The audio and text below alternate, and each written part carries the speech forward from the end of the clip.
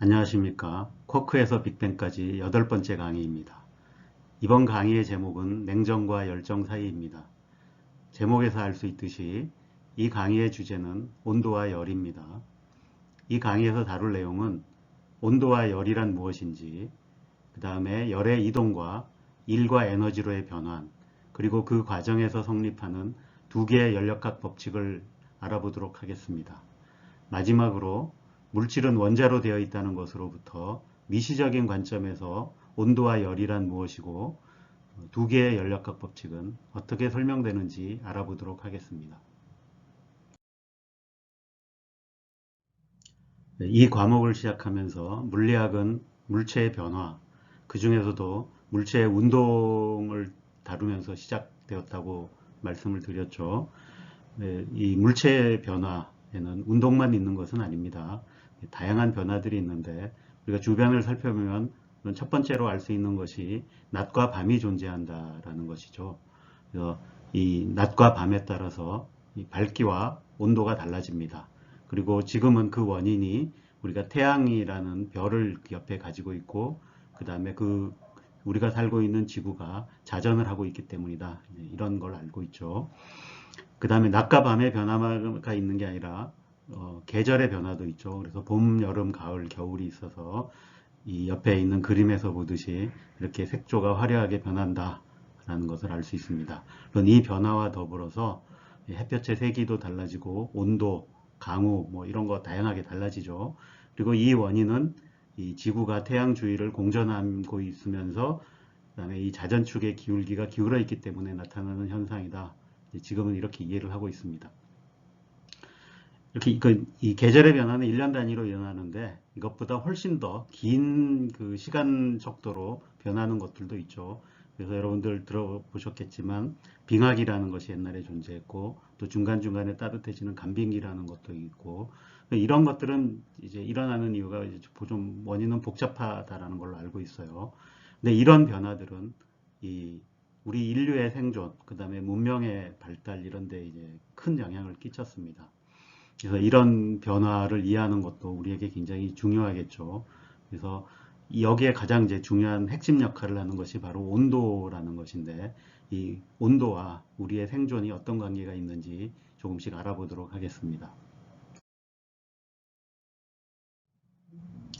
네, 인류는 밤낮의 변화나 계절의 변화에 수반되는 온도 변화에 단순히 적응만 한 것이 아니라 이 온도 변화를 어떻게 만들어낼 수 있는지도 알아냈습니다. 바로 불을 이용하는 것이죠.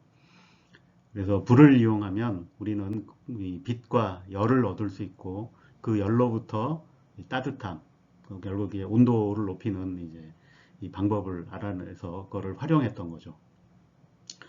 이렇게 이 불을 써서 열을 가해주면 온도가 올라간다라는 거, 따뜻해진다 뿐만 아니라 그 온도 변화가 물질의 여러 가지 변화를 일으킨다라는 것도 알아냈죠. 그래서 이 물질이 똑같은 물질이지만 온도에 따라서 이 딱딱한 상태를 유지하는 고체, 그 다음에 유동적인 액체, 그 다음에 또 기체 이렇게 이 상변화를 일으킨다라는 것도 이제 알아냈습니다.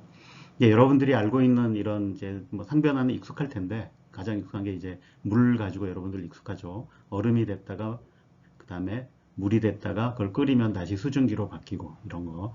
근데 이거보다는 조금 더 미세한 변화지만 이 조금 더 낮은 에너지, 그러니까 작은 온도 변화에 의해서도 일어나는 다양한 변화들이 있습니다. 그 중에 이제 대표적인 걸 하나 들자면 여기 소개한 이 단백질의 변성이라는 게 있죠. 그러니까 여러분 단백질이 무엇인지는 뭐 대략적으로라도 알고 있죠. 예, 단백질은 이 아미노산이 이게 그 사슬처럼 쭉 이어진 구조를 가지고 있습니다. 뭐 적게는 한 100개 정도에서 많게는 수백 개의 아미노산이 쭉 이어진 사슬처럼 되어 있는데 이게 이 아미노산은 그 단백질은 이 보통 작용할 때 어떻게 작용하냐면 이게 쭉 실처럼 늘어진 아미노산 사슬로서 작용하는 게 아니라 이 실이 접혀서 이 단백질은 이런 접힌 구조를 가지고서 기능을 하게 됩니다. 그래서 이렇게 접히는데도 여러 단계가 있다고 그럽니다. 그래서 이 그림에서 보면 이게 이제 아미노산 사슬을 쭉 보여주는데, 그래서 1단계로는 이렇게 이 나선형으로 꼬이는 게 되고, 그 다음 단계는 이렇게 꼬인 것이 다시 한번 꼬이고, 그 다음에 그렇게 된 것이 다시 한번 꼬여서 이렇게 3단계로 이, 이 접혀서 최종적으로 이런 상태에서 4번과 같은 상태에서 기능을 한다고 알려져 있습니다. 근데 이렇게 접히는 건 물론 이제 이런 4번과 같은 상태가 1번과 같은 상태보다 더 에너지가 낮은 안정된 상태이기 때문에 그렇습니다. 근데 여러분들 그 이런 단백질에 열을 가하면 변성이 일어난다라는 거 잘 알고 있을 겁니다. 여러분들 그 경험하는 것 중에 이걸 가장 명확하게 보여주는 게 바로 계란 후라이 만드는 과정이죠. 여러분들 계란을 깨서 후라이팬에 올리면 이 그 유체처럼 보였던 액체처럼 보였던 흰자가 이렇게 이 고체처럼 바뀌는 이렇게 하얗게 되는 걸 가죠. 이걸 단백질 변성이라 그러는데 그러니까 이 변성이라고 하는 거는 열을 가하면 이렇게 접혀 있던 단백질이 쭉 펴지는 게 일어나는 현상입니다. 쭉 다 펴져 버리면 이렇게 실처럼 될 텐데 펴진 다음에 이 단백질이 그러면 여러 단백질이 많이 있으면 이게 쭉 펴진 것들끼리 서로 엉겨 붙을 수 있죠. 그래서 엉겨 붙어서 고체처럼 돼 버립니다. 그래서 한번 이렇게 되면 다시 이제 온도를 내려도 원래 상태로 되돌아가지 않죠. 그래서 이제 이게 보통 이제 단백질 변성이 일어나는 과정입니다. 그렇다면 이렇게 물질의 내부적인 변화를 일으키는 온도라는 것은 무엇일까요?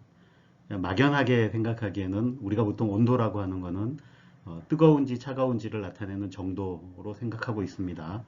다음에 우리는 이 온도를 감각을 할 수 있죠. 그래서 이 온도의 감각은 생명 유지에 굉장히 중요합니다. 우리는 적당한 온도에서만 살 수 있기 때문에 그렇습니다. 그런데 문제는 그러니까 우리의 촉각이 온도, 여러분들 손가락이나 뭐 몸이나 이런 데서 감각을 통해서 이 따뜻한지 차가운지를 이제 알아낼 수는 있는데 문제는 굉장히 이 감각은 상대적이고 정확하지는 않다라는 게 문제입니다. 그걸 보여주는 이제 예가 여러분들 그 왼손과 오른손을 써서 한 손은 찬물에 넣고 한 손은 뜨거운 물에 넣었다가 미지근한 물에 두 손을 동시에 빼서 담그면 같은 온도를 느껴야 되겠지만 여러분들 두 손은 굉장히 다른 느낌을 가지게 될 겁니다. 그렇죠? 예. 이 차가운 물에 있던 손은 따뜻하다고 느낄 거고 뜨거운 물에 넣었던 손은 차다고 느낄 거예요. 똑같은 온물인데 그 다음에 이게 같은 온도여도 예를 들어 여러분들이 이 금속판에다 손을 댔을 때와 나무판에다 손을 댔을 때 여러분들 그 온도가 다르다고 느낍니다. 예, 금속판은 열 전달이 잘 돼서 내 손에 있던 열이 잘 빠져나가기 때문에 더 차갑다는 느낌을 가지게 되는 거죠. 이렇게 우리의 감각은 굉장히 부정확하기 때문에 그러니까 이거를 조금 더 계량화하거나 그러니까 측정할 수 있는 이런 걸로 이제 만들 필요가 있겠죠. 온도가 우리에게 얼마나 중요한지 조금 더 얘기를 해보도록 하겠습니다. 예, 우리에게 가장 중요한 온도는 바로 체온이죠. 사람은 체온을 36.5도 근처에서 일정하게 유지를 합니다. 만약 이 온도에서 크게 벗어나게 되면 이 생명에 위협이 되는 거죠. 예, 옆에 이렇게 보시면 이게 그 우리 몸의 온도, 체온에서 조금 더 올라가면 이 활성화되는 반응들이 달라지죠. 그래서 온도가 내려갔을 때 더 상대적으로 활성화되는 반응과 온도가 올라갔을 때 더 활성화되는 게 달라져서 그래서 예를 들어서 이 온도가 1도 더 올라가면 면역 반응들이 더 활성화되고 온도가 1도 내려가면 면역 반응들이 이제 쭉 떨어지는 거죠. 그래서 이런 것들 때문에 여러분들 그 체온을 일정하게 유지하는 게 굉장히 중요하게 됩니다. 한편 그 지구도 보면 지구는 뭐 이 위치에 따라서 그러니까 지역에 따라서 온도가 다 다르고 기후도 다 다르지만 평균적으로 봤을 때 이 어느 정도 온도가 일정하게 유지가 되고 있습니다. 근데 이 평균 기온이 1도 올라가면 여러 가지 심각한 일이 일어나죠. 지금 이제 많은 사람들이 걱정하는 기후 변화가 바로 이 온도 변화를 가져오게 되기 때문에 그런 건데 그래서 이 온도가 1도 올라가면 이제 이 북극이나 남극에 이런 또는 뭐 빙하 같은 것들이 얼음들이 녹아서 해수면이 올라가고 이 해수면이 올라가면 그 분명히 바닷가 근처에 사는 어딘가는 이제 못 살게 되는 거죠. 그럼 여러 가지 이제 다양한 이 문제들을 일으키게 되는 거죠. 그래서 이런 것들을 잘 이해하려면 그러니까 이 이제 온도 변화가 가져오는 결과들을 잘 이제 우리가 이해를 해야 되는 것입니다. 그래서 온도라는 것을 어떻게 객관적으로 측정할지에 대해서 얘기를 한번 해보도록 하겠습니다. 어, 그 온도 변화가 있으면 그 물질의 이 변화가 일어난다 그랬으니까 거꾸로 이거를 이용해서 그 물질의 이 특성이 변화하는 걸 이용해서 우리가 온도라는 걸 측정해 볼 수 있겠죠. 그래서 온도가 바뀌었을 때 물질에 어떤 변화가 일어나는가를 보면 역학적 특성, 그러니까 주로 길이나 부피, 그러니까 이런 것들이 변할 수 있고 전기적 특성으로는 전기 저항이 달라질 수 있죠. 그 다음에 광학적 특성으로는 물질의 색도 달라질 수 있습니다. 그래서 이런 걸 이용해서 이제 보통 온도계를 만들었는데 가장 이용하기 쉬운 건 당연히 이 역학적 특성, 그러니까 길이나 부피가 변하는 거겠죠. 그래서 최초의 온도, 표준 온도계 같은 것도 이 부피 변화를 이제 이용해서 주로 뭐 수은이라든지 알코올이라든지 이런 거에 이제 부피 변화를 이제 이용했습니다. 그래서 처음에 이제 수은이 많이 채용이 되었는데 이렇게 수은을 통해서 이 온도계를 만들더라도 온도계에 이제 기준점 같은 게 필요하죠. 그래서 이 처음으로 온도 표준을 만든 사람은 이 파렌하이트라는 사람이었는데 그래서 이 파렌하이트는 온도의 기준점으로 이 여기 이렇게 세 개, 그러니까 이 염수라 그랬는데 이거는 이제 뭐 이렇게 물에다가 뭐이 전해질 주로 소금을 녹이면 이게 만들어지는 건데 이게 낮은 온도를 넣기 위해서 쓰였던 거죠. 그래서 이게 어느 점을 이제 0도로 잡고 그 다음에 그냥 순수한 물이 어는 점, 그러니까 얼음이 녹는 점을 32도 F, 그 다음에 사람의 체온을 96도 F, 왜 이렇게 뭐 좀 이상한 숫자가 나오는지 모르겠지만 어쨌든 뭐 32의 배수 뭐 관련돼 있다라는 건 알 수 있죠. 그러니까 이런 걸 표준점으로 기준점으로 잡아서 이 온도계를 정했습니다. 그래서 이거를 이제 우리가 보통 이제 화씨라고 부르죠. 지금도 미국에서는 이제 이 화씨 온도계가 사용이 되고 있습니다. 그러다가 그 후에 셀시우스가 다른 표준을 제시를 했는데 이분은 이제 물을 가지고 했습니다. 물이라고 하는 게 우리에게 가장 중요한 물질이니까 그래서 일기압에서 물의 어는 점을 0도씨, 그 다음에 물의 끓는 점을 100도씨로 잡아서 이 기준을 정한 게 이제 셀시우스, 섭씨라고 부르는 온도계가 된 거죠. 화씨와 섭씨 온도계는 우리가 일상생활에서 쓰는 이제 온도 표준인데 물리학적으로 중요한 온도 표준은 19세기에 와서 이 켈빈이라는 분이 기체 온도계를 이용해서 온도 표준을 이제 정한 것이 이 중요한 시점입니다. 그 전에 이미 이제 기체라고 하는 것이 기체의 부피는 그 온도에 비례한다라는 것이 알려져 있었습니다. 그래서 온도가 높아지면 부피가 이제 비일정하게 늘어나는데, 근데 이때 이제 발견한 중요한 사실이 이렇게 이 옆에 그림에서 보듯이 이렇게 온도가 올라가면 모든 기체가 이렇게 일정한 기울기로 이렇게 올라간다라는 걸 이제 알 수 있습니다. 그런데 이것을 이 외삽을 하면 그래서 온도를 계속 내려가면 이 모든 그 기체의 종류에 관계없이 한 점에 수렴한다라는 것이 보여요. 물론 이렇게 여기 이렇게 점선으로 표시한 거는 내가 온도를 내려가면 어느 온도 이하에서는 이제 이게 기체로 남아 있지 않고 액체로 돼 버리겠죠. 그래서 여기서 이제 이 외삽을 이제 필요한데 이렇게 외삽을 하면 모든 기체가 수렴하는 한 점이 있고 만약에 이 기체들이 그 온도까지 액체가 안 되고 기체로 남아 있었다고 가정을 하면 기체의 부피가 모두 0이 되는 그런 온도가 존재한다라는 걸 알게 된 거죠. 그래서 켈빈은 그래서 이 모든 기체가 기체로 남아 있다라는 가정하에 이제 그런 걸 이상기체라 그러는데 그 이상기체의 부피가 0이 되는 온도를 그보다 더 낮은 온도가 있을 수 없다라는 뜻에서 절대 온도로 부르고 그걸 0도로 이제 잡았던 거죠. 물론 물리학적으로는 이제 이 눈금은 그 섭씨 온도계의 눈금을 그대로 썼지만 이 0도의 기준점만 옮긴 것, 이것을 이제 절대 온도라고 부릅니다. 그래서 섭씨 온도로는 마이너스 273.15도가 되는 데를 0도로 잡은 거를 절대 온도라고 부르고, 보통 이제 켈빈의 이름을 따서 0켈빈이라고 부릅니다. 그럼 우리가 알고 있는 이 얼음이 어는 온도, 그 0도 같은 경우에는 절대 온도로는 273 켈빈이 되는 거죠. 이렇게. 그래서 물리학은 이걸 연구하는 데는 절대 온도가 그러니까 가장 의미 있는 온도이기 때문에 이 모든 걸 제 절대 온도로 얘기를 합니다. 그러다가 온도 표준을 좀 더 정확히 할 필요가 있었는데, 이게 이 물에 끓는 점, 물에 어는 점을 썼었잖아요.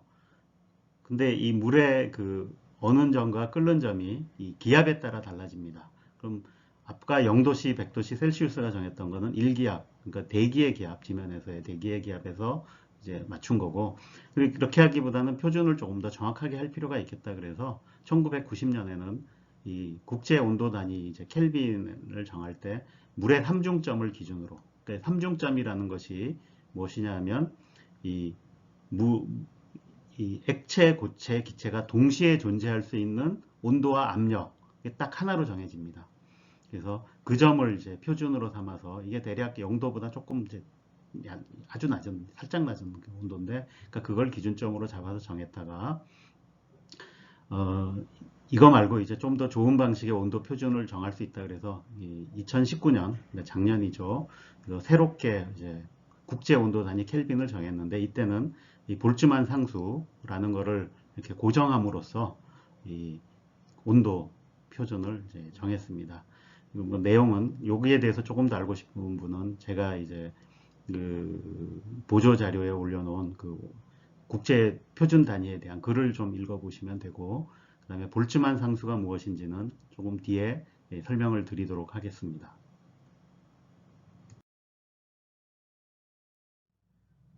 온도에 따라서 물체의 부피가 달라진다는 것을 온도계에 활용한다라는 것을 살펴봤는데요.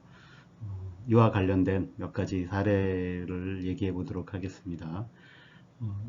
맨 첫 번째 있는 이 탱크 그림은 이제 빈 탱크를 밤새 청소하시는 분들이 안을 청소할 때 이제 뜨거운 이 물과 수증기를 이용해서 청소를 했는데, 청소가 끝난 다음에 이 탱크의 뚜껑을 열어두지 않고 닫아버린 채로 이제 퇴근을 해버린 거죠. 이게 밤새 이 안에 이제 뜨거워졌던 이제 공기가 하고 증기가 식었겠죠. 식으면 기체는 이 고체와 액체보다 훨씬 더 부피 변화가 크죠. 그래서 식으면서 압력이 떨어지니까, 그러면 이 내부의 압력이 처음에는 대기압과 똑같이 맞춰져 있었는데, 온도가 내려가면서 이 압력이 떨어지니까 이 대기압에 의해서 이렇게 탱크도 찌그러질 수 있다라는 걸 이제 보여주고 있습니다. 또 다른 사례는 여러분들 다리 같은데, 도로는 이제 뭐 보통 이 여름철에 뜨거워질 거에 이제 팽창에 대비해서 아스팔트들을 쓰니까, 아스팔트들은 약간의 이 유연성이 있어서 잘 버티는데, 보통 다리, 교량 같은 거는 일단 밑에를 기본적으로 콘크리트를 쓰는데, 콘크리트는 그러니까 이 유연성이 떨어지죠. 그래서 이 경우에는 보통 이제 이 그림에서 보인 것처럼 이 여러 개의 이제 그 조각으로 나눠서 이렇게 부분 부분을 맞춘 다음에 이들 사이에 이제 약간의 틈을 둡니다. 그래서 이 여름철에 이제 햇볕이나 이런 걸 온도가 올라갔을 때로 이 부피가 늘어나는 것을 감안해서 이렇게 틈을 두어서 만든다라는 걸 잘 알고 계시죠. 그래서 여름철엔 딱 달라붙고 겨울철에 보면 이 수축이 일어나면서 이 틈 사이가 약간 이제 벌어진다라는 걸 알 수 있습니다. 그러니까 이런 걸 교량을 만들 때 잘 고려하지 않으면 이게 여름철에 이렇게 다리가 휘어지는 이런 현상이 이제 생길 수 있죠. 사실 그 고체가 늘어나는 거는 이렇게 그렇게 표가 나지 않기 때문에 눈으로 잘 확인이 안 되는 경우가 많은데, 이렇게 다리 교량 같은 경우에는 이 판 하나의 길이가 뭐 100m 이상 이렇게 기니까 이제 이런 게 눈에 보이는 거죠. 근데 이 작은 물체의 경우도 팽창이 일어나는 게 보이는데 이런 거는 이제 여러분들 그 퀴즈 같은데 종종 나오는 건데 이렇게 이 그림에 있는 것처럼 이 사각형으로 생긴 안에 동그란 이제 홈이 하나 파져 있는데 내가 이 홈을 이 사각형 판을 전체를 이렇게 온도를 높이면 가열을 해서 온도를 높이면 이 안에 동그란 거는 이 원의 크기는 줄어들겠냐 늘어나겠냐 퀴즈로 잘 나오죠. 그래서 단순히 생각하면 사각형 판이 늘어나니까 이 안에 있는 건 줄어드는 거 아니냐. 예, 틀린 답이 됩니다. 다 같이 똑같이 팽창을 하는 거죠.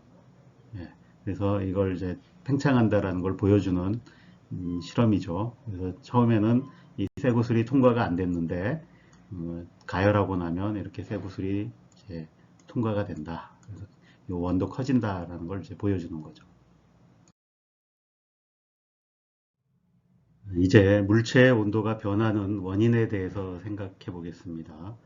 물체의 온도를 변하게 하는 거 보통 우리가 가열한다고 그러죠. 가열이라는 말 자체가 열을 가해준다라는 뜻이니까 이 열이라고 하는 것이 이 온도가 올라가는 원인에 해당하는 거죠. 그래서 우리가 그냥 물체에 열을 가하면 온도가 올라간다라고 보통 얘기합니다.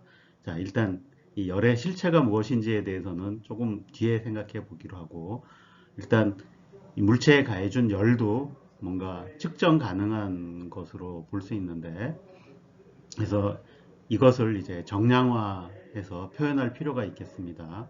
그래서 이 물체의 온도는 전달된 열의 양에 비례하여 올라간다. 그러니까 실질적으로는 그러니까 주어진 물체가 있으면 이 물체의 온도 변화를 통해서 물체에 가해진 열의 양을 알 수 있는 거죠. 이거는 이제 뭐 쌍방으로 다 확인을 이제 거쳐서 이런 이제 사실이 확립이 된 건데 어쨌든 이 관계식을 이제 보면 그래서 보통 열을 Q라는 이제 기호로 많이 씁니다. 그리고 온도 변화는 온도는 T라는 걸로 쓰니까 델타 T라는 말은 이제 온도의 변화를 나타냅니다. 그러면 이 위에 있는 거를 이제 표현하는 게 이 온도 변화는 이 물체에 가해진 이제 열에 비례한다가 되니까 이 비례 상수가 있겠죠. 그래서 이 비례 상수를 보통 이 온도 있는 쪽에다 이렇게 씁니다. 그래서 이 온도 있는 쪽에 쓰고 이것을 이제 그 물체의 열 용량이라고 부릅니다. 이것은 물체의 특성이 되겠죠. 근데 이 그렇지만 우리가 보통 물질을 연구할 때는 물질의 특성으로서 이 열을 가했을 때 온도가 얼마나 변할까 그러니까 이런 걸 나타내주는 양이 필요한데 그 양을 이제 보통 비열이라고 부릅니다. 그래서 비열은 그래서 이 열 용량을 그 물체의 질량으로 나눠준가. 그러니까 이제 이런 관계식에 의해서 주어지면 이건 이제 물질의 특성이 되겠죠. 그래서 이 물질마다 이렇게 내가 그러니까 똑같은 열을 가해줘도 온도의 변화가 다르다는 거고 비열이 크다는 얘기는 온도 변화가 잘 일어나지 않는다라는 뜻이죠. 그러니까 반대로 얘기하면 비열이 큰 물질은 온도 변화를 일으키려면 다른 비열이 작은 물질보다 많은 양의 열을 가해 주어야 된다. 이런 뜻이 되겠습니다. 오른쪽 표에 보면 이 여러 가지 물질들의 그 비열들을 쭉 이렇게 이제 표시해 놨습니다. 그 중에 우리가 주목해 봐야 될 건 당연히 우리에게 가장 중요한 물질인 물이겠죠.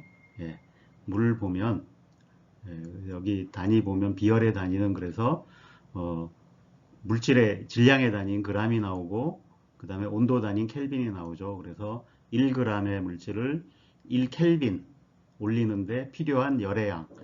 근데 뒤에 보면 열이 에너지이기도 하기 때문에 열의 단위는 에너지의 단위하고 똑같은 주울을 씁니다. 그래서 주울 퍼 그람 켈빈이라는 이제 이런 단위를 쓰는 거죠.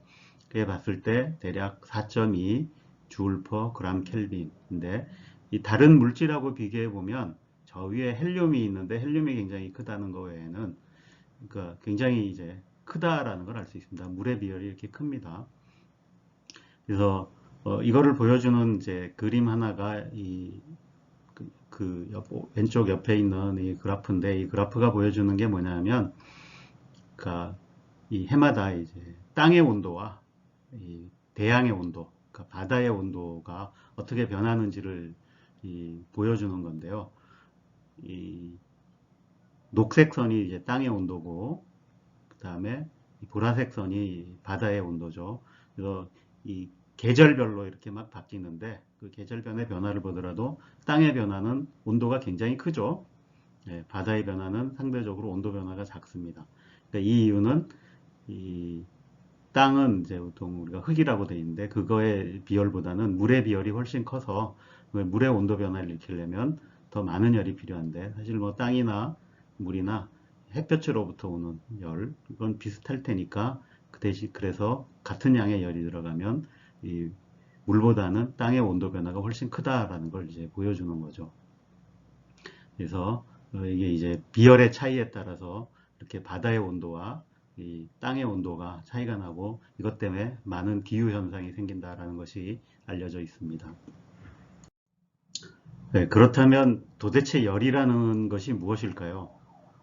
이 대답을 찾기 위해서 먼저 그럼 물체의 이 온도를 높이거나 낮추기 위해서 열을 가하거나 빼는 방법이 무엇인가, 이걸 한번 살펴보면 좋을 것 같아요.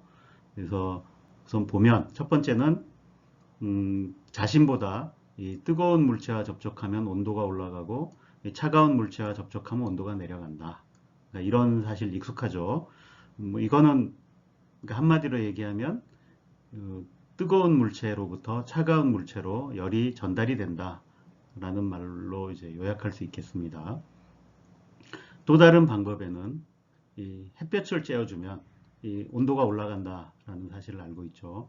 근데 햇볕이라고 하는 건 태양에서 오는 전자기파고, 그리고 전자기파를 복사라 그랬으니까 이 복사를 흡수하면 온도가 올라간다 라는 거죠. 그럼 복사가 뭔가 가지고 있어서 그것 때문에 온도가 올라가는 거죠. 얘가 열을 가지고 있더니 뭐 있겠죠. 그 다음에 또 우리가 주변에서 쉽게 관찰하는 게, 뜨거운 물체는 그냥 놓아두면 온도가 내려간다, 식는다라고 얘기하죠. 그래서 온도가 내려가는 이유도 이렇게 잘 살펴보면, 일단 기본적으로 이 복사라는 걸 이제 방출을 하고, 또 주변에 이제 뭐 공기하고 접촉돼서 라든지 해서 또 이렇게 이 열을 방출해서 이 온도가 내려가기도 합니다. 근데 이런 사실보다, 그러니까 열의 장치를 밝히는데 약간 더 이 중요한 그 관찰 사실은 뭐냐면, 이 물체를 이 문지르거나 휘저으면, 그러니까 유체 같은 경우에는 휘저으면 온도가 올라간다는 사실이에요. 그러니까 그 앞에 거하고는 조금 다르죠. 이거는 문지르거나 휘젓는 거는 뭐냐면 우리가 역학적인 변화, 그러니까 물체의 운동 에너지나 이런 거를 이제 바꾸는 그런 거였는데, 그런 걸 해도 온도 변화가 있다. 즉 열을 넣은 것과 같은 효과가 나타난다. 이런 게 관찰이 된다는 거죠. 그리고 이 사실은 이 열의 정체가 무엇인지를 밝히는데 굉장히 중요하게 작용을 하게 됩니다. 근대 과학이 발전하면서 이 열이라는 게 중요한 요소이기 때문에, 과연 열이 무엇인가에 대해서 사람들이 진지하게 이제 이런저런 이론들을 제시를 했었습니다. 그 중에 이제 상당히 넓게 받아들여졌던 이론 중에 하나가 이제 열소 이론이라는 게 있었습니다. 그래서 이것은 물체 안에 이렇게 열소라는 게 들어 있어서, 그게 이제 작용을 하면 이제 열이 뭐 온도가 올라가고 뭐 그래서 옮겨 다니고 뭐 등등을 했는데, 결국은 버려지고 이제 19세기에 와서 이 열이라고 하는 것은 이 에너지의 일종이다 라는 것이 이제 확립이 됩니다. 그래서 이 확립되는데 이 가장 큰 기여를 하신 분이 이 주울이라는 분이고, 이 주울은 이 실험을 통해서 이렇게 그 조금 전에 얘기했던 이렇게 이제 이 실험 장치가 이제 옆에 있는 이 실험 장치인데, 이렇게 역학적 에너지, 그러니까 물체가 가진 역학적 에너지를 이용하면 이렇게 그 이 물을 담가 놓은 이 그릇 안에 이렇게 바람개비를 돌려서 물을 휘저을 수 있죠.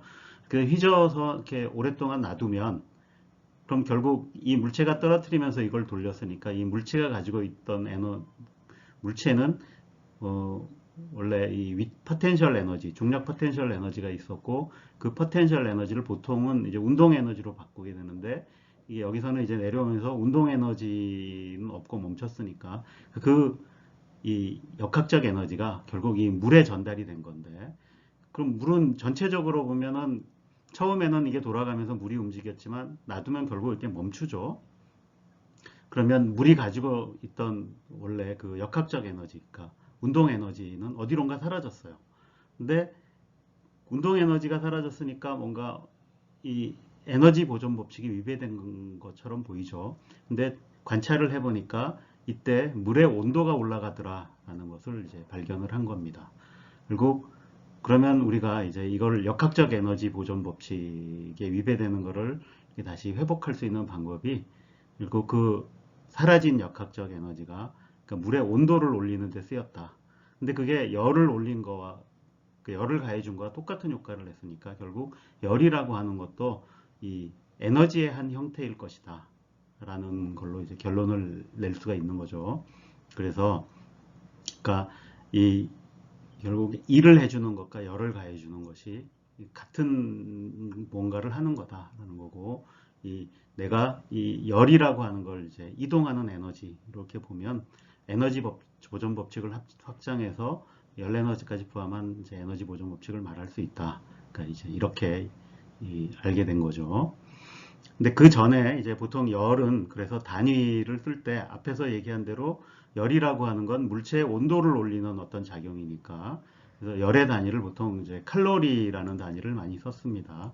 그래서 이 칼로리라고 하는 건 이제 물 1g의 온도를 1도씨 높이는 데 필요한 열의 양, 이제 이렇게 됐던 거죠. 근데 지금 보니까 이렇게 그 운동 에너지 열로도 온도를 올리는 열로도 바뀔 수 있다는 걸 이제 이 주울이 실험을 통해서 알아냈는데, 그러면 이 운동 에너지는 단위가 주울이니까 이 주울이라는 단위를 열의 단위인 칼로리하고 이렇게 비교를 해볼 수 있겠죠. 그래서 주울은 실험을 통해서 이게 1칼로리가 대략 4.2주울에 해당한다라는 사실을 이제 밝혀냈습니다.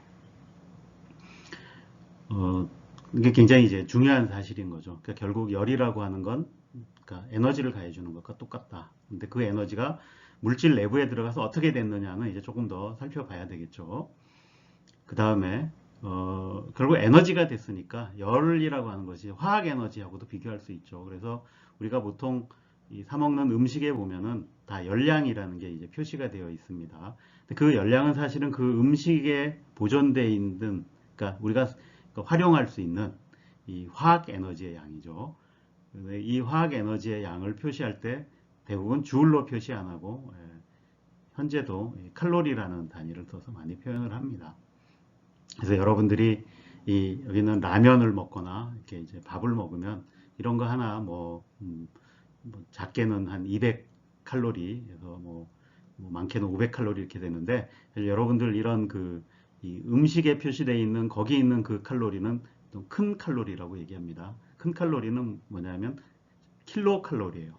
그래서 근데 보통 킬로를 안 쓰고 큰 C를 써놓습니다. 그래서 여기인대로 이 작은 칼로리는 그냥 칼로리, 이건 4.2주울인데 큰 칼로리는 그 4.2킬로주울인 거죠. 그래서 여러분들이 라면 하나 해서 밥까지 먹으면 막 500킬로칼로리 이상 될 텐데, 이게 그걸 주울로 환산하면 200만 주울이나 되고, 이 200만 주울의 에너지가 있으면 여러분들 몸이 70kg이다. 그러면 이거를 3km 위로 들어올릴 수 있습니다. 그러니까 여러분들이 라면 하나에 밥 하나 먹으면 백두산 정도 올라가야 되는 에너지가 나오는 거죠. 근데 이걸로 이제 물을 끓이려고 하면 그 물의 온도를 높이는 데는 사실 여러분들 몸을 데우는 데는 70kg이 있는데, 물론 이 중에 물이 이제 한 70% 되긴 하는데 70kg의 물을 7도씨 정도 올릴 수 있는 이제 열이 되겠습니다. 그래서 19세기가 되면 이런 열 현상을 과학적으로 다루는 열역학이라는 것이 발전하게 됩니다. 이 열역학은 그러니까 물체의 열 현상에 관계된 변수들, 그 다음에 그 사이에 변환 관계라든지 이런 보존 관계, 이런 것들을 이제 따져보게 되는 거죠. 그래서 연력학을 하려면 우선 그 연력학에 나오는 변수들이 뭐가 있나부터 살펴봐야 됩니다. 그래서 앞에서 얘기했던 당연히 이제 온도가 있고 보통 T라고 쓴다 그랬죠. 그 다음에 또 중요한 요소가 압력과 부피가 있고 그 다음에 열, 일, 에너지 그러니까 이런 것들 다 에너지 단위를 가진 것들이고 조금 뒤에 보면 이제 엔트로피라고 하는 것도 이렇게 같이 다루게 됩니다. 이 중에 여러분들이 아마 이제 조금 아직 안 배웠던 것 중에 하나가 이제 압력이 있을 거예요. 그래서 압력이라고 하는 거는 익숙하긴 하지만 좀 공식적으로 얘기를 하자면 이 단위 면적당 받는 힘의 크기, 그러니까 어떤 면이 정의돼 있고 그 면에 힘이 가해지면 그 가해진 힘을 이제 면적으로 나누게 되는 거죠. 그래서 압력의 단위로는 힘의 단위인 뉴턴을 이 면적의 단위는 미터 제곱으로 나눈 게 국제 표준 단위입니다. 이것을 이 파스칼이라고 부릅니다. 근데 우리가 일상에서 많이 쓰는 압력 단위는 이제 1기압이라는 게 있습니다. 이것은 이 지면 근처에서의 대기의 압력입니다. 그래서 이 1기압이라는 단위는 이 국제 표준 단위인 파스칼로 환산하면 대략 10만 파스칼 정도 됩니다. 그러니까 이 관계를 기억을 하시면 그러니까 이해하는데 이제 큰 도움이 될 거라고 봅니다. 이게 이제 1기압이라고 하는 게 그럼 어느 정도의 힘이 가해지는 건가를 하려면 이거를 이 파스칼을 잘 생각해 보면 알겠죠. 그럼 내가 이거를 그러니까 1m 제곱당 그러니까 10만 뉴턴의 힘이 가해지는 건데 10만 뉴턴이 어느 정도의 힘이냐면 이 그러니까 중력 상수 10m/s 제곱으로 나누면 그러니까 10,000kg 그러니까 10톤 네, 이 물체가 이제 1제곱미터를 내리누르는 힘이라고 보시면 됩니다. 이제 1제곱미터에 그러니까 10톤이니까 잘 감이 안 올 텐데 이걸 1제곱센티미터로 바꾸면 그러니까 1제곱센티미터당 1kg의 이 물체가 이제 무게가 이렇게 내리누르는 힘이다라고 생각하면 되고 그러니까 이 대기압이라는 게 왜 생기냐면 결국 내가 그 지면에 있는 고만한 면적에 그 위로 수직으로 있는 그 공기의 총 질량, 무게를 다 합친 거니까 여러분들이 그 1cm, 1제곱센티미터 작은 면적 위에 있는 그 위로 수직으로 있는 대기의 무게를 다 합치면 그게 1kg 중이다 라고 보시면 됩니다. 자, 그 다음에 이 연력학이라고 하는 거는 이제 물론 개를 다루는데 물체 운동하고 비슷하게 개를 다루지만 크게 이제 개와 환경을 이제 나눠서 다룹니다. 그래서 그러니까 내가 관심이 있는 부분을 개라고 부르고 그 외에 나머지 것을 다 환경이라고 부르는 거죠. 근데 개와 환경은 서로 이렇게 물질을 주고받을 수 있는데 이렇게 물질을 주고받을 수 있는 개를 이 열린 개라 그러고 환경과 물질을 주고받지 않는 개를 이제 닫힌 개라 그럽니다. 그래서 이 둘을 이제 구별을 해서 알아두시는 게 좋겠습니다. 그래서 이런 걸 통해서 열현상, 열현상의 대표적인 건 아까 봤듯이 이제 물질의 상태 변화 같은 거라 그랬죠. 그래서 액체, 고체, 기체 사이에 이렇게 변화가 일어나고 물질이 뭐 늘어난다든지 이런 것도 이제 다뤘고, 그 다음에 사실 또 19세기에 이렇게 연력학을 열심히 연구하게 된 데는 이 열기관이라는 게 이제 중요한 작용을 했습니다. 그 전에 이 산업혁명하고 연관된, 그러니까 그 증기기관의 등장이죠. 그래서 증기기관이라는 것도 내가 열을 가해서 일을 하는 장치죠. 근데 일반적으로 이렇게 내가 열을 가지고 일을 만들어낼 수 있는 장치를 기관이라고 부르는데, 열기관이라고 부르는데, 이 열기관이라는 게 굉장히 중요한 이제 산업에서 중요한 역할을 하니까 그걸 어떻게 좀 더 효율적으로 만들 수 있을까? 그러니까 이런 걸 연구하다가 이제 연력학이라는 게 생긴 거죠. 물론 그 후에 모든 열이라고 하는 게 우리 주변에서 굉장히 중요한 현상이기 때문에 모든 그 화학이나 생명 또는 물리학 현상에 다 연관이 되어 있습니다. 그래서 이런 것들을 다 이해하기 위해서 이제 연력학이라는 것을 이제 체계적으로 연구하게 됐고, 그래서 그런 의미에서 온도나 그 다음에 뭐 열, 엔트로피 이런 것들이 이제 어떻게 이제 쓰이고 그것 실체가 어떻게 되고 이런 것들을 이제 따져보게 된 것입니다. 수많은 그 연련상 중에서 그 연력학이 발전하는데 어떻게 보면 그 가장 중요하게 작용했던 것 중에 하나가 바로 그 기체의 연련상입니다. 특히 그 기체의 온도와 압력과 부피 사이의 관계가 이 열 현상을 이해하는데 중요한 역할을 했습니다. 그래서 그 이전에, 그러니까 18세기 이미 이 기체에 대한 경험 법칙들이 이제 쌓여 있었어요. 그래서 여기 적혀 있는 뭐 몇 가지 법칙, 보일의 법칙. 그래서 보면 온도가 일정하면 기체의 압력과 부피의 곱이 일정하다. 그 다음에 샤를의 법칙. 그래서 일정한 압력에서 기체의 부피는 온도에 비례한다. 라는 거. 그 다음에 뭐 아보가드로의 법칙 같은 경우에는 이건 이제 좀 뒤에 나오는 얘기지만 어쨌든 일정한 온도와 압력에서 부피와 분자수의 비율이 일정하다. 그 다음에 뭐 게이르사계 법칙은 일정한 부피에서 기체의 압력과 온도의 비율이 일정하다. 뭐 이런 것들이었어요. 이거를 다 모아보면 결국 그 하나의 법칙으로 우리가 묶을 수가 있는데 이것을 이제 이상기체의 법칙이라 그럽니다. 이상기체의 법칙은 위에 있는 것들을 다 모아서 이렇게 하나의 식으로, 그러니까 PV는 nRT라고 쓰는 식으로 하나로 표현할 수 있는데, 그러니까 이 압력과 부피를 곱한 양은 온도에 비례한다 라는 거고, 그 앞에 나오는 비례상수가 이제 여기 나온 기체의 양을 나타내는 이 기체의 몰수라는 n이라는 게 있고, 그 다음에 기체상수 r이라는 게 나옵니다. 그래서 그렇게 하나로 간단하게 표현할 수 있다라는 거고, 저거를 이제 그러니까 왜 기체가 저런 이 성질을, 그러니까 이상기체의 법칙을 따르는가를 이해하는 과정에서 이 연력학이 이제 큰 발전을 가져올 수 있었던 겁니다. 이게 연력학의 전반적인 내용을 한 시간 안에 다루려다가 보니까 이런 연력학의 그 발전 과정 이런 것들을 다 소개하기는 힘들 것 같고, 연력학에서 그 중요한 법칙 두 가지를 먼저 소개하기로 하겠습니다. 그래서 연력학에는 두 가지의 법칙이 있습니다. 그것을 연력학 제1법칙, 연력학 제2법칙이라고 부릅니다. 연력학 제1법칙은 뭐 쉽게 얘기하면 그냥 에너지 보존 법칙입니다.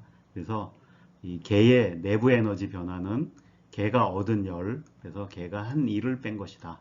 그러니까 그 역학적 에너지 보존에서는, 그러니까 역학적 에너지가 이제 운동 에너지와 포텐셜 에너지가 있었는데, 그러니까 그런 것들을 다 합친 거가 이제 일과 관계되는 거죠. 근데 여기에 이제 열이라는 것도 포함해서 우리가 따져볼 수 있다라는 거여서 이게 이제 전체적으로 내가 열 에너지까지, 그러니까 일 중에서는 그러니까 에너지, 그러니까 우리가 알고 있는 포텐셜 에너지나 이런 걸로 가는 거 외에도 열로도 갈 수 있고 반대로 열이 일로도 갈 수 있고 이렇게 전환이 가능한데, 그 과정에서 전체적인 총 에너지 전체는 보존이 돼야 된다. 그러니까 이런 얘기죠. 그래서 앞에서 주울의 실험에서도 보여줬던 게 이렇게 이 물체를 이렇게 떨어뜨리면 원래 물체가 가지고 있던 이 중력 포텐셜 에너지가 있었죠. 이 중력 포텐셜 에너지가 물의 운동 에너지로 가고, 그 다음에 그게 물의 내부 에너지로 가서 온도가 올라가는, 이제 열을 가해준 것과 같은 이제 현상이 일어났던 거죠. 이걸 이렇게 전체적으로 이해할 수 있다라는 거고, 그 다음 두 번째 그림에서 이렇게 역도 선수가 역기를 들어올릴 때는 원래 내가 음식으로 섭취한 화학 에너지가 있었는데, 그러니까 그거를 이용해서 이 물체의 포텐셜 에너지를 내가 이렇게 바꿀 수 있다, 이런 거죠. 물론 이 과정에서 이 음식을 통해 섭취한 이 화학 에너지가 모두 이 물체의 포텐셜 에너지로 가지 않죠. 왜냐하면 들어올 때 이렇게 효율이라는 게 있고, 여러분 해보면 알겠지만 열나고 땀납니다. 그러니까 그렇게 다른 쪽 열로도 소비되는 거가 있어서 내가 이런 걸 다 고려해야 전체적으로 이제 에너지가 보존된다라는 걸 알 수 있습니다. 이게 마지막에 있는 건 열기관, 내연기관을 표시한 건데, 그 내연기관도 마찬가지로 이 연료가 가지고 있던 화학 에너지를, 화학 반응을 일으켜서 거기서부터 열 에너지를 뽑아내고, 그러니까 그 열 에너지로부터 다시 E를 뽑아내는 이제 그런 장치인 거죠. 그러니까 이 과정에서도 마찬가지로 처음에 이 연료가 가지고 있던 화학 에너지 중에 일부는 열로 가고, 다시 그 열에서 일부는 또 일로 가고, 그 일로 못 가는 부분은 열로서 그 환경에 이제 배출이 되는데, 그걸 전체적으로 다 보면 에너지가 보존된다, 이런 걸 확인할 수 있다. 그러니까 이런 에너지 보존 법칙을 나타내는 것이 연력학 제1법칙이 되겠습니다. 연력학 제1법칙은 뭐 에너지 보존 법칙 이렇게 쉽게 얘기를 할 수가 있었는데 연력학 제2법칙은 조금 더 어려운 내용입니다. 이것은 19세기에 이제 연력학을 열심히 하다 보니까 그 경험적으로 알고 있던 사실과 또 몇 가지 더 사실이 더해져서 그러니까 열이 이동하는 데는 열도 에너지로 보면 에너지 보존 법칙이 되긴 하지만 그러면 보존된다 그래서 아무렇게나 이동할 수 있는 게 아니고 그 열의 이동에는 어떤 이 에너지 보존 법칙만으로는 설명되지 않는 어떤 규칙이 있다라는 것을 이제 발견을 한 겁니다.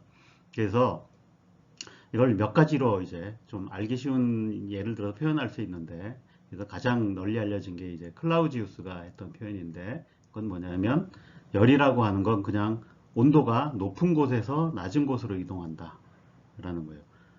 그러니까 물론 이제 거기에 그냥 자발적으로라는 말이 붙긴 하지만 그래서 이 뜨거운 물체와 그러니까 차가운 물체를 이렇게 접촉을 시키면 뜨거운 물체에 있던 열이 차가운 물체로 이동을 해서 두 물체의 온도가 같아집니다. 그런데 그 반대의 현상, 예를 들어서 차가운 물체에 있던 열이 뜨거운 물체로 이동을 해서 차가운 물체는 더 차가워지고 뜨거운 물체는 더 뜨거워지는 그런 현상은 우리가 주변에서 일어나는 거 잘 못 보죠. 예. 그러니까 그런 일은 일어나지 않는다라는 거를 이제 표현한 거죠. 그래서 열의 흐름에는 방향성이 있다. 그러니까 온도와 관계된 이런 거를 표현한 겁니다. 왜 켈빈이라는 분이 이제 비슷한 걸 연구를 하다 보니까 이분은 약간 다른 입장에서 똑같은 내용을 이제 표현하게 됩니다. 그거는 내가 열기관에서 대표적인 건데 이 일은 전부 열로 바꿀 수 있지만 열은 전부 일로 바꿀 수 없다.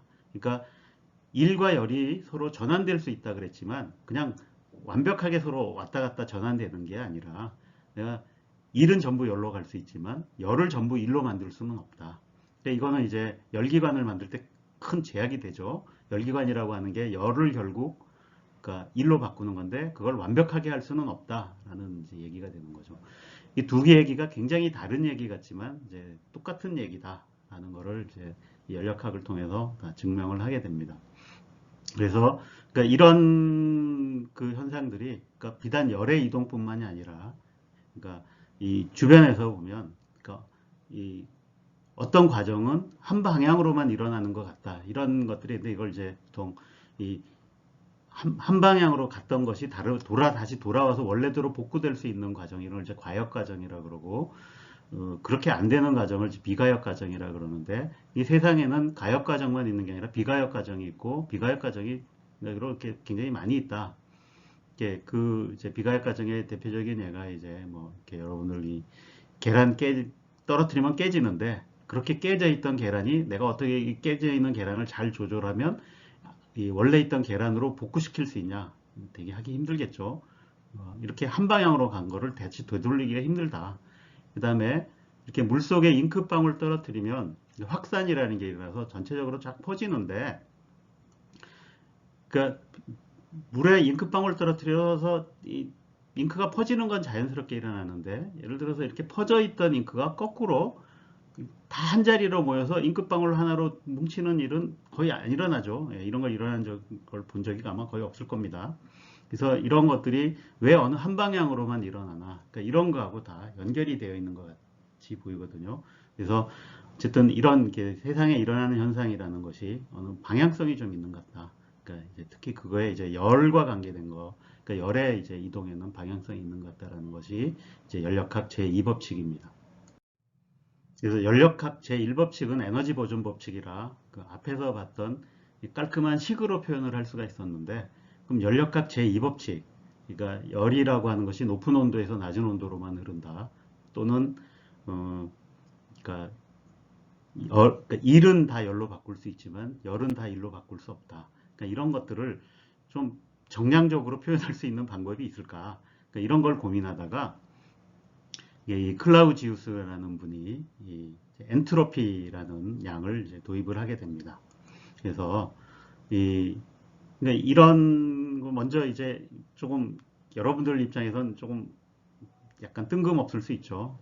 그러니까 그 엔트로피라는 양이 이게 뭐냐 하던데 일단 뭐 많이 들어는 봤을 거예요. 일단 여기서의 접근은 엔트로피라는 건 일단 이런 양으로 시작을 했다라는 거를 좀 이제 배우고 그다음에 이거의 의미가 뭔지 뒤에 가서 한번 이제 살펴보도록 하겠습니다. 그래서 클라우지우스가 맨 처음에 이제 정의했던 엔트로피는 엔트로피의 증가로 정의가 됐어요. 그래서 엔트로피의 증가는 그러니까 들어온 열을 그 물체의 온도로 나눈 양. 그러니까 이것을 이제 그 물체의 엔트로피 증가로 이제 봤던 거죠. 내가 엔트로피를 이렇게 정의하면 연력학 제2법칙을 이 엔트로피는 이 감소하지 않는다. 그러니까 무조건 증가만 해야 된다라고 이렇게 표현을 할 수가 있어요. 물론 이거는 이 일반적으로 적용되는 게 아니라 닫힌 계에만 적용이 됩니다. 그래서 이 엔트로피는 감소할 수 없고 증가만 그러니까 유지되거나 증가만 할 수 있다. 이걸 이제 연력학 제2법칙이라고 부르지만 요거는 이제 닫힌 계에만 적용이 되는 얘기입니다. 자, 이게 왜 앞에서 얘기했던 그러니까 열이라고 하는 것이 온도가 높은 데서 낮은 데로만 흐른다라는 것과 똑같은 내용이냐라는 것을 간단한 예를 들어서 설명을 해보겠습니다. 지금 여기 이렇게 이 뜨거운 물체와 그러니까 TH는 높은 온도, 낮은 온도가 있는 왜 물체를 두 개를 접촉시켰을 때 그럼 그 뜨거운 물체에서 차가운 물체로 열이 흐른다 그랬죠. 그러니까 이게 이제 그렇게만 흐른다. 반대로는 흐르지 않는다가 이제 연력학 제2법칙이에요. 그럼 이때 흐른 양을 열의 양을 Q라고 놓으면 이렇게 뜨거운 물체에서 차가운 물체로 흘렀을 때 이 두 물체 전체의 엔트로피 변화를 계산을 해보는 거죠. 그럼 엔트로피라는 것이 클라우지우스가 정의한 대로 계산을 하면 그러니까 이 앞에 있는 양은 뜨거운 물체는 열을 내줬기 때문에 엔트로피가 감소합니다. 그래서 감소한 양이 되는 거죠. 그 다음에 차가운 물체는 열을 받았기 때문에 엔트로피가 증가합니다. 그래서 차가운 물체가 그러니까 뜨거운 물체가 줄어든 엔트로피, 차가운 물체가 늘어난 엔트로피를 더하면 이런 양이 되겠죠. 근데 이런 양이 이게 이제 총 엔트로피 변화량인데 이게 보면 TH, 그러니까 높은 온도가 더 크니까 전체적으로 해보면 이게 0보다 크게 됩니다. 그래서 0보다 큰 이런 과정은 일어날 수 있다가 되는 거고 만약에 차가운 물체에서 뜨거운 물체로 흘렀다 그러면 이 부호가 반대로 되겠죠. 이제는 그러면 이 총 엔트로피의 변화는 이 음의 값이 될 거예요. 0보다 작아질 거예요. 그러니까 그런 일은 일어나지 않는다.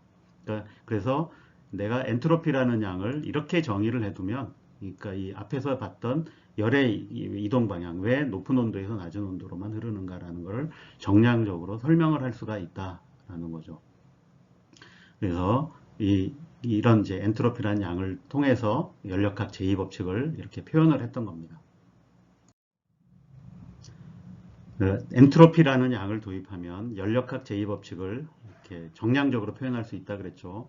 물론 이거는 이 닫힌 계에 한한 얘기라고 했습니다. 그러니까 닫힌 계에서는 외부하고 이제 열이나 그 다음에 물질을 주고받지 않는다면, 그러니까 자발적으로 일어나는 이런 일들은, 그러니까 이 엔트로피가 감소하는 것은 일어날 수 없다. 그러니까 증가하는 방향으로만 이제 일어난다가 되고, 그럼 그렇다면 결국 이 개는 최종적으로는 엔트로피가 제일 높은 상태가 돼야 될 거예요.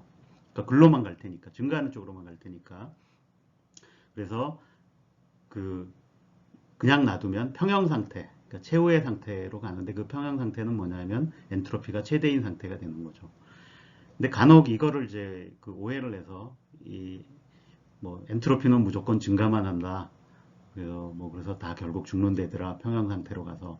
근데 이거를 이제 잘못 적용하는 경우가 생깁니다. 그거를 이제 닫힌 계에서만 그런 건데 열린 계에도 그냥 막 적용하는 분들이 있어요. 예, 그러면 안 됩니다. 그러니까 대표적으로 그럼 예를 들어 우리 몸, 그러니까 우리 자신을 생각을 해보면 그 우리 자신도 놔두면 그냥 계속 엔트로피가 증가할 거냐?